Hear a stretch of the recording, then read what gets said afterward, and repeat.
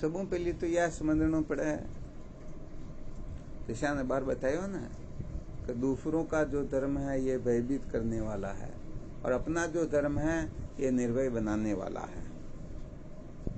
तो यहाँ पर पहले ये समझना होता है कि अपना क्या है और पराया क्या है।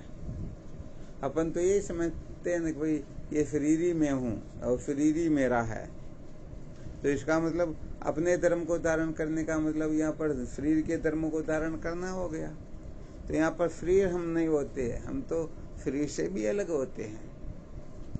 ठीक है ना, इस बात का थोड़ा विचार करना होता है। तो इस बात का जब हम विचार करते हैं ना, तो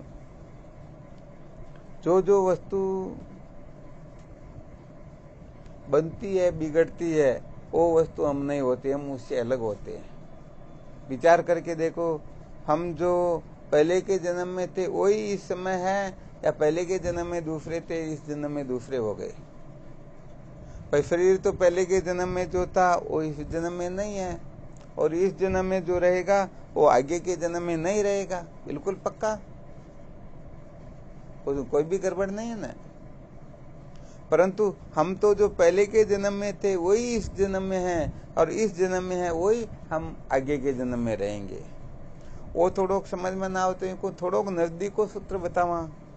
जैसे समझो कल आपने अलग ड्रेस पहन रखी थी, आज अलग पहन रखी हो और कल फिर अलग पहन लोगे, तो बताओ 3 दिन आपने अलग अलग ड्रेसें पहनी, तो 3 दिन अलग अलग ड्रेस पहनने से आप 3 हो गए या आप एक ही रहे? अपन तो एक ही है ना। तो कपड़ों के बदलने से हम नहीं बदलते हैं, कपड़ा बदलता रहता हम नहीं बदलते हैं। तो ऐसे ही ये शरीर भी एक प्रकार का कपड़ा है। दूसरे अध्याय के 22वें श्लोक में ये बात बताई जाती है, वासांसी जीर्णानि यथा विहाय नवानि गृह्णाति नरो प्राणी। कि जैसे पुराने वस्त्रों को त्याग करके ये जीवात्मा नया वस्त्र धारण कर लेती है, तो यहाँ पर ये शरीर भी एक प्रकार का कपड़ा, यही बताया जा रहा है। तो शरीर को जब तक हम समझेंगे ये शरीर मेरा स्वरूप या मैं शरीर हूँ, तब तक हम न तो स्वधर्म को समझ पाएंगे न पर धर्म को समझ पाएंगे। इस परधर्म में और स्वधर्म के रहस्य को ठीक प्रकार से नहीं समझेंगे तो दुख मिटेगा ही नहीं। इसलिए हम समझ ले कि संसार में जो है ये सारी की सारी वस्तुएं मैं नहीं हूँ, परंतु शरीर तो मैं हूँ। तो शरीर ही तो संसार होता है, शरीर से भी संसार कौन होता है? कोई शरीर से तो ऊपर उठ जाए परंतु इंद्रियों में अटक जाए कि मैं, क्योंकि इंद्रियों के बिना शरीर की कोई क्रिया चेष्टा होती ही नहीं। यदि इंद्रिय ही नहीं हो तो शरीर तो बेकार है ना। इंद्रियां हो तभी तो शरीर इधर उधर आ जा सकता है, कुछ न कुछ किया जा सकता है। तो हम अपने को शरीर न समझ करके इंद्रियां समझ ले, फिर भी हम कहने का मतलब पूर्ण रूप से कृतार्थ नहीं हो सकते हैं, क्योंकि इंद्रियां भी तो हम नहीं है। इंद्रियां भी तो पहले के जन्म में क्या थी, इस समय क्या है, आगे के जन्म में क्या हो जाएगी, तो हम इंद्रियां भी नहीं है।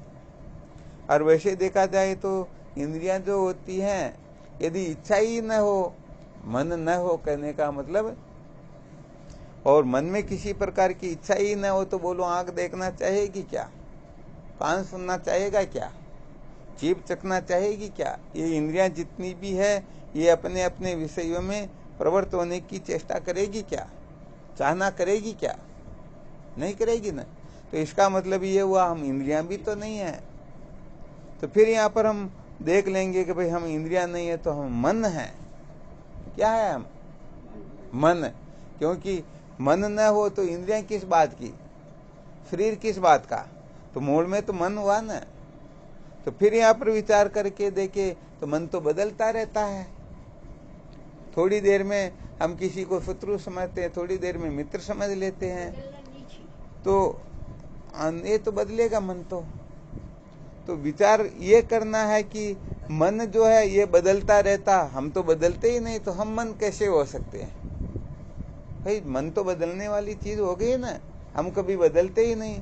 विचार करके देखो, जिसमें हम छोटे से थे, जिसमें हमारा जन्म हुआ, उसमें हम जो थे और इसमें जो है कोई अंतर हुआ है क्या?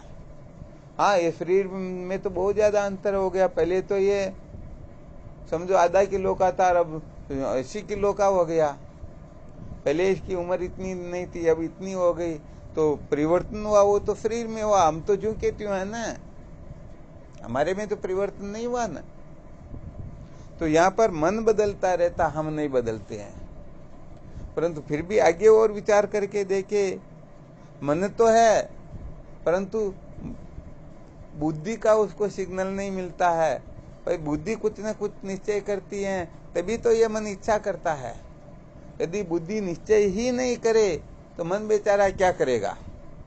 तो इसका मतलब मन से भी महत्वपूर्ण वस्तु बुद्धि हुई है ना। हम मन नहीं हो सकते परंतु बुद्धि हो सकते हैं। परंतु फिर और विचार करके देखा जाए तो बुद्धि के अंतर्गत तो अनेक प्रकार का निश्चय होता, कभी ये निश्चय करते, कभी ये निश्चय करती है। और वैसे देखा जाए ये बुद्धि कभी तो मृग तृष्णा के जल को सच्चा जल समझ लेती है, तो उल्टा निश्चय हो गया ना। तो बुद्धि बदलने वाली होती या नहीं होती? तो इस प्रकार से बुद्धि भी बदलने वाली होती, तो बुद्धि भी मैं नहीं हूँ। यहाँ पर थोड़ा स्वधर्म और परधर्म का विवेक करवाया जा रहा। जब तक हम स्वयं क्या है, स्वयं क्या है, पर क्या है, इसको नहीं समझ पाएंगे, तब तक स्वधर्म परधर्म के रहस्य को भी अच्छी तरह से समझ पाएंगे ही नहीं। तो यहाँ पर फिर अच्छी तरह से मंथन करना होता है कि मैं न तो शरीर हूँ, न इंद्रियां हूँ, न मैं प्राण हूँ, न मैं मन हूँ, न मैं बुद्धि हूँ। तो इस प्रकार से जब हम चिंतन मनन करने लगते हैं तो कुल मिलाकर के अच्छी तरह से निश्चय हो जाता है कि ये मैं हूँ ही नहीं। जब ये मैं नहीं हूँ तो क्या हूँ? मैं ही सबका अधिष्ठान हूँ, इनका दृष्टा साक्षी हूँ। तो अंत में जो आत्म तत्व फिर उसकी सिद्धि होती है। तो यहाँ पर देह के धर्मों को धारण करना स्वधर्म नहीं होता है, इंद्रियों के धर्मों को धारण करना स्वधर्म नहीं होता है, प्राण के धर्मों को धारण करना भी स्वधर्म नहीं होता है, मन के धर्म को धारण करना भी स्वधर्म नहीं होता है, बुद्धि के धर्म को धारण करना भी क्या नहीं होता? ये स्वधर्म नहीं होता है। ये सारा का सारा परधर्म ही होता है। क्या होता है? परधर्म ही होता। अब हम यदि इस परधर्म को स्वधर्म समझेंगे तो ये तो बनने बिगड़ने वाले, बदलने वाले हैं। तो हम क्या हो जाएंगे? बनने बिगड़ने वाले हो जाएंगे, बदलने वाले हो जाएंगे, जन्मने मरने वाले हो जाएंगे। और जब हम जन्मने मरने वाले हो जाते तो फिर हम सुखी कैसे हो सकते हैं? कभी नहीं हो सकते न। इसीलिए दूसरों के धर्म को धारण करना यह भय का कारण होता है। अभी हम दूसरों के घर में प्रवेश कर जाए तो फिर डर लगेगा या नहीं लगेगा? और अपने घर में जाते हैं तो कभी डर लगता है क्या? तो बस हम क्या है और हमारा धर्म क्या है, इस धर्म को यदि कोई धारण कर ले तो सब दुखों से छुटकारा प्राप्त कर लेता है। और दूसरों के धर्म को यदि ये धारण करेगा तो इसे निश्चित रूप से भयभीत होना होगा। क्या होना होगा? हाँ, फिर इसको डरना होगा। इसलिए सदा सर्वदा ध्यान रखो कि ये देह इंद्रियां प्राण मन बुद्धि मैं नहीं, मेरे नहीं, सत्य नहीं, मैं इन सब का अधिष्ठान हूँ, इनका प्रकाशक हूँ, मैं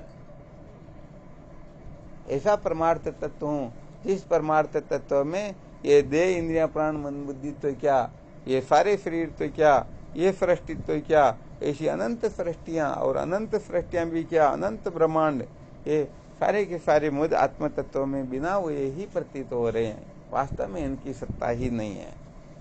तो जब तक हम अच्छी तरह से रहस्य को नहीं समझ जाते हैं तब तक दुखों का अंत नहीं होता है। और अच्छी तरह से समझ गए तो दुख नाम की चीज रहती ही नहीं। तो आ गया समझ में? जब तक हम शरीर को मैं मेरा समझेंगे, संसार की किसी वस्तु को सत्य समझेंगे, किसी भी भोगों को आनंद रूप समझेंगे तो निश्चित रूप से अपने को भगना होगा, डरना होगा, मरना होगा, जन्मना होगा, रोना हंसना होगा, सब कुछ करना होगा।